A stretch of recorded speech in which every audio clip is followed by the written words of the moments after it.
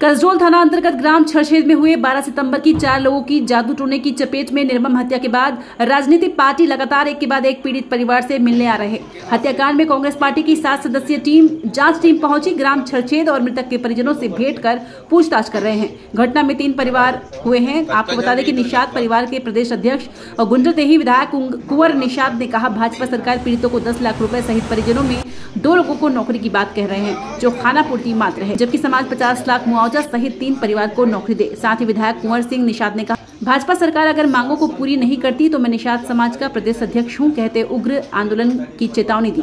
मौके में कुंवर सिंह निषाद के अलावा कसडोल विधायक संदीप साहू, बिलाईगढ़ विधायक कविता प्राण लहरे सहित कांग्रेस पार्टी के और कई नेता मौके में मौजूद रहे। किस हद तक पहुंच चुकी है यहाँ पे?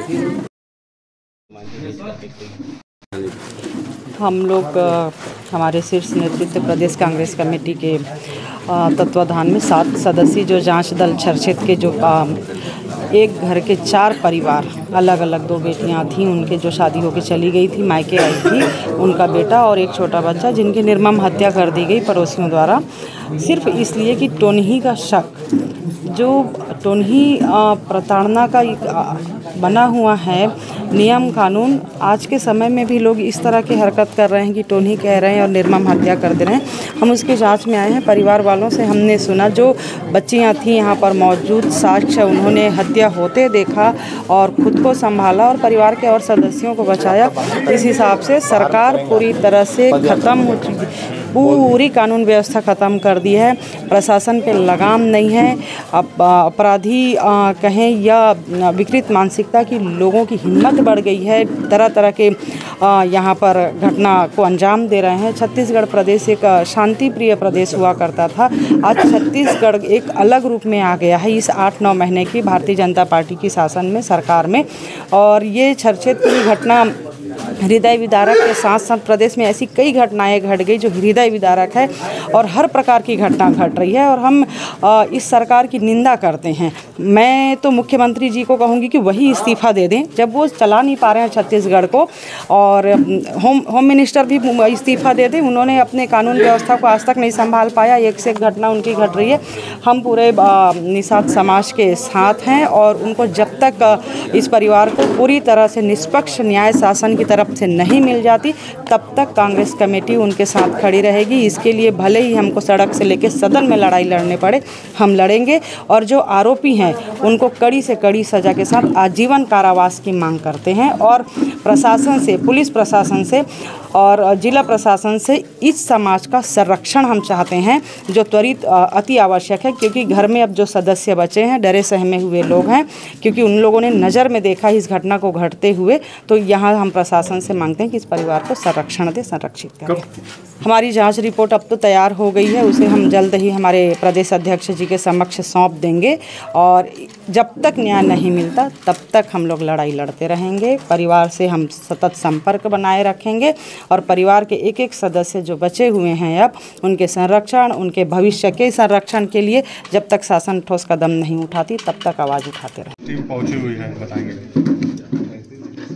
ग्राम छरछेद की घटना को लेकर आज पूरे प्रदेश में जो स्थिति निर्मित है और ख़ासकर मैं गुंडरदेही विधायक 7 सदस्यीय प्रतिनिधिमंडल का नेतृत्व कर संयोजक के रूप में यहाँ पर आया हूँ। प्रदेश कांग्रेस कमेटी ने मुझे जो दायित्व सौंपा है और उस दायित्व के तहत मैं ये दूसरी बार इस गांव में इस परिवार के सदस्यों के साथ मिलकर उनके साथ जो घटना घटित हुई है उस संबंध में पूरी जानकारी टीम के साथ लेने हम लोग यहाँ पर पहुँचे हुए हैं।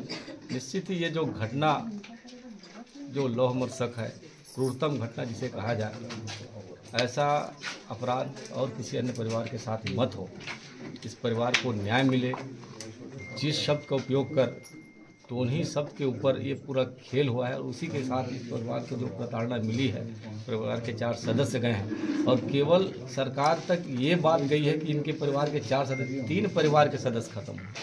ये मैं बता देना चाहूँगा आपके माध्यम से कि 3 परिवार के सदस्य खत्म हुए, 3 परिवार तबाह हो चुके। हम शासन से यही मांग कर रहे हैं कि जो परिवार आज जिसके पास रोजी रोटी से लेकर परिवार के लालन पोषण की समस्या आ गई है, उस परिवार की पूरी जिम्मेदारी ले।